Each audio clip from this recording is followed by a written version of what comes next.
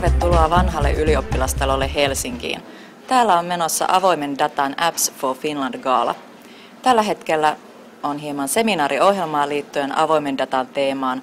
Loppupäivästä on vuorossa huipennuksena Apps for Finland-kilpailun palkintojen jako. Meillä on 139 appia ehdolla. Yhdysvaltain armeija onnistui keräämään 53 ja Maailmanpankki 107.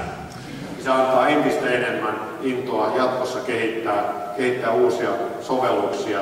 Niissä on kyllä Suomen tulevaisuus yhdeltä osin. Te teette hyvin tärkeää duunia ja sitä me halutaan olla jatkossakin tukemassa. Kiitoksia kovasti.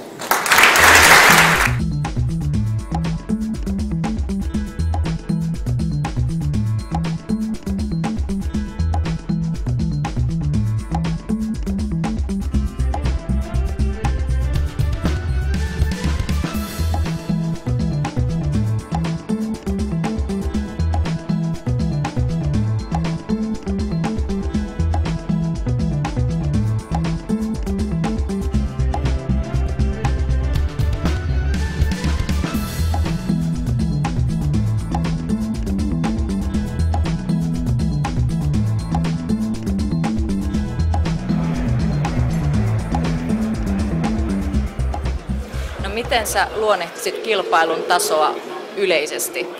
Erittäin hyvä. Poikkeuksellisesti tällä kertaa määrä ei korvannut laatua.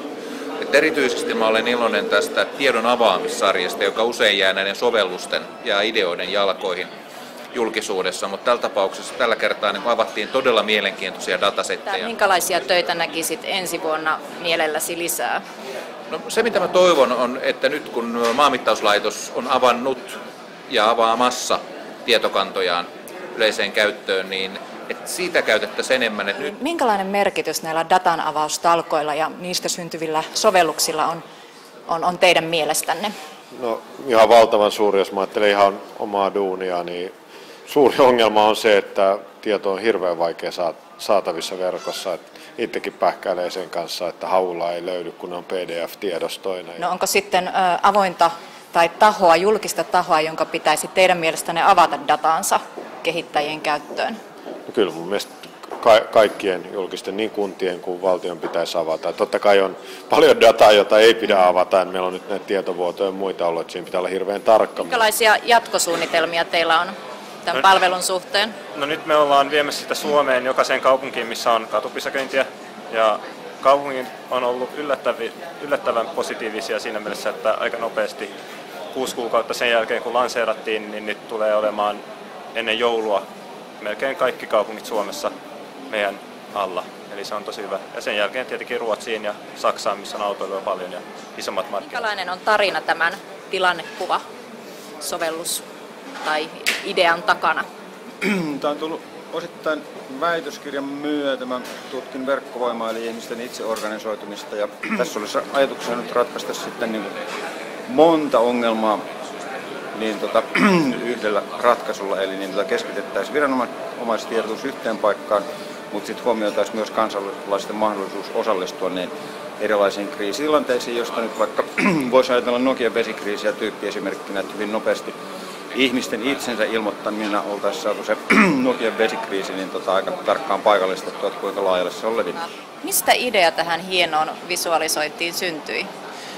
Tähän lähti tosiaan suoraan tämä idean kopio tästä visualisaatiosta, joka on Heurakassa näkyvillä, tai ainakin vuoden alussa oli sellainen iso maapallo, johon heijastetaan tämmöisiä 3-ulotteisia visualisaatioita, missä näkyy vaikka lentoliikenne, miten 10 000 lentokoneet liikkuu päivän mittaan mantereelta toiselle. Ja sitten huomasin, että on niin hieno idea, että on pakko varastaa ja aloin sitten soveltaa sitä Helsingin seudun liikenteeseen. No niin, meillä on tässä Apps for Finland-kilpailun moottori, projektipäällikkö Jaakko Rajaniemi. Miltä nyt tuntuu? Mahtavalta. Ilmeisesti tilaisuus on todella hyvä, ainakin palautteesta päätellen. Ja kaikki on tullut kiittelemään. Ja palkinnot meni mun mielestä oikealle henkilölle ja saatiin tilaisuus hienosti järjestettyä.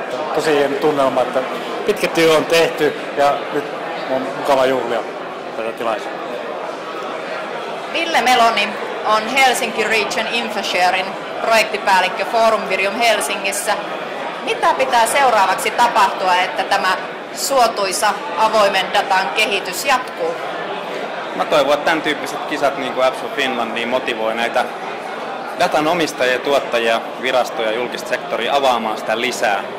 Ja tässä on ollut musta niin hyviä esimerkkejä, että ei kauheasti tarvitse enää perustella, että onko tässä niin kuin järkeä. Tämä muuttuu teoriasta käytännön asiaksi. Ja toinen iso juttu on tietenkin se, että valtio lähtisi sitten nyt sorvaamaan lakeja ja asetuksia siihen pisteeseen, että sitä dataa saataisiin ihan kunnolla auki, että sille ei olisi enää tämmöisiä hallinnollisia esteitä. Toivotaan sinne valtion suuntaan pikaista etenemistä. Hyvä. Kiitoksia. Hauskaa iltaa. Kiitos.